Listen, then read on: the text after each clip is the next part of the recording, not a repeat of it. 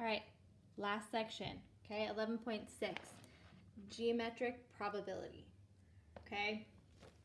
So first off, what's probability? All probability is it's the likelihood an event is going to happen, okay? We measure probability as a number between 0 and 1, right? So the best example is to think of flipping a coin, right? So the probability that you're going to get a heads versus a tails is 1 out of 2, or 0.5, okay? So when you look at probability, if you have an event that has a 0 probability, that means it's not going to happen. Can't happen, okay? Cannot occur. No chance, okay? On the other side, if you have a probability of 1, what that means is it's going to happen. It will for sure occur, okay? 100% chance. If it's a 0.5, that means it's equally likely to happen versus not happen. Okay, so like back to the coin, right? It's equally likely that you'll get a heads versus a tails. So it's a 0.5 probability, okay? In the past, you've evaluated probability by counting the number of favorable outcomes and dividing by the total possibility, the total number of possible outcomes.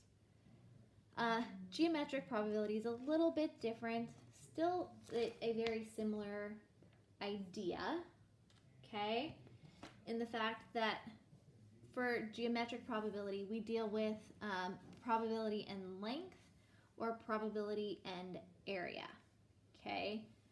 So probability and length is just saying, given a line segment, right? So here's line segment A, B. We want to know what, and it contains line segment CD. So we want to know the likelihood that picking a point on line segment AB at random is going to have the probability of landing on line segment CD. Okay? So the probability that point K is on line segment CD is just going to be the length of CD, because that's what we want, over the length of the whole thing. So that's our possible. Okay, probability always comes down to desired over probable, or desired over possible. Okay, so when it's a length probability, the length of what we want it on CD divided by where it could land, anywhere on AB. Okay, with area, it's considered, you have an area of one shape, so shape J, and a smaller area inside that, we'll call it M. Okay, kind of think of like your fair games, right, or cornhole, right? It's a board and there's a circle, and you're trying to toss the beanbag through the circle.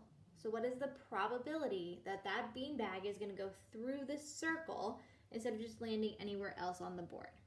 Okay, so the probability that point K is in region M is going to be the desired, so the area of region M, because that's what we want, over the total area. Okay, total area is J. So desired over possible. This time it's just dealing with area instead of counting outcomes. Okay? All right. So with numbers, how does this work? Right? So here is our board, right? It has 4 circles in them. Each circle has a radius of half a foot. So here's 1, 2, 3, and 4 circles. Okay, they all have the same radius. If you have a beanbag that's equally likely to land on the board as on any point or going through the hole, okay, we want the probability that it will go through one of the holes. And the board is a 3 foot by 4 foot board. the probability that it goes through a circle is going to be the area of the circles divided by the area of the rectangle. Okay, these circles are all the same, so that tells us that we've got 4 circles that are all the same. The area of a circle is pi times the radius squared, and the area of a rectangle is its length times its width. The radius of these circles is 0.5, and the length is 3 by 4. So the probability is 4 times pi times 0.5 squared divided by 3 times 4. Okay, 0.5 squared is 1/4 times 4. So we end up with pi over 12.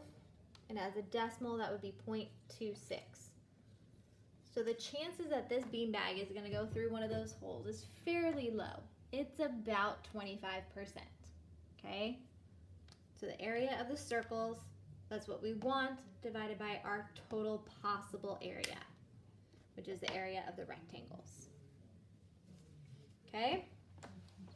All right, another one with area. So we have this shape. It's a rectangle, and it's got 2 triangles on either side. Okay, that look like this. The triangles are shaded on both sides again. Okay. This line segment is drawn in like this, told it's perpendicular. This is 8 inches from here to here on the triangle. The whole side of the rectangle is 24 inches. And then each of these segments is 8 inches. We want the probability that a point is going to be in the shaded region. Okay?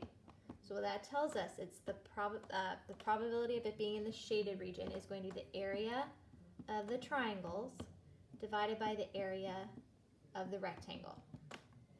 Okay, the area of these 2 triangles are going to be the same. So it's 2 times the area of one triangle. Area of a triangle is 1/2 base times height, divided by the area of a rectangle's length times width. So simplifying, that's just going to be the base of the triangle times the height divided by the length times the width. Okay, then we just have to substitute values in. All right, we know right away one dimension of our triangle, or of our rectangle. We know from here to here is 24 inches. Okay? Then we want this dimension, or we have this dimension, so we want this dimension. We're told this is 8 inches and this is 8 inches. These 2 lines are perpendicular, so it's the same measurement here.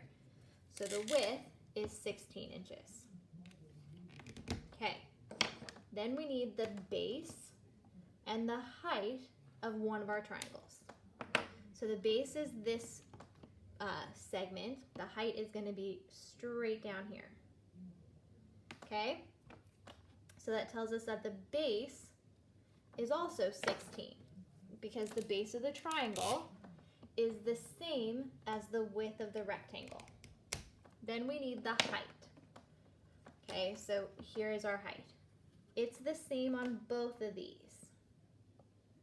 So we know this piece here is 8 inches. So this is 8 and this is 8. Because it needs a total 24. So 8 plus 8 plus 8 is 24. So the height of a triangle is 8 inches. Okay, then simplify. So the 16s can cancel. 8 divided by 24 is going to be 1/3. So the decimal, that would be 0.3 repeating. You can leave it as this fraction. That's okay with me. So the probability that it's going to land in that shaded region is 1/3 of, or 1/3. So about 33%. Not very likely to happen. Okay, then with length. Okay, so we have this big line segment. This is R and S. S is at 10 and R is at 0.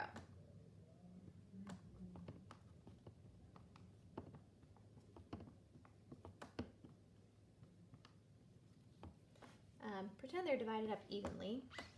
Okay.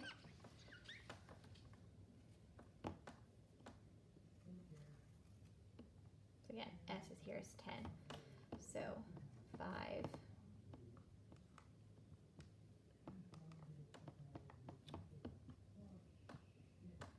8, 9.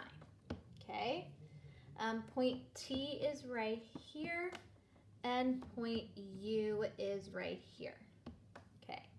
So we are looking for the probability that a point is on line segment RT, and then that it's on line segment US. Okay, so with line segment, it's the length of what we want over the whole length. So the length of RT, so from R to T is 5, and the length of RS is 10. So 5 over 10 reduces to 1/2, which is 0.5. So it's about as likely to happen as not to happen. Okay, the length that it's on US. Okay, so it's the length of US over the length of the whole thing, which is RS. We already said RS is 10.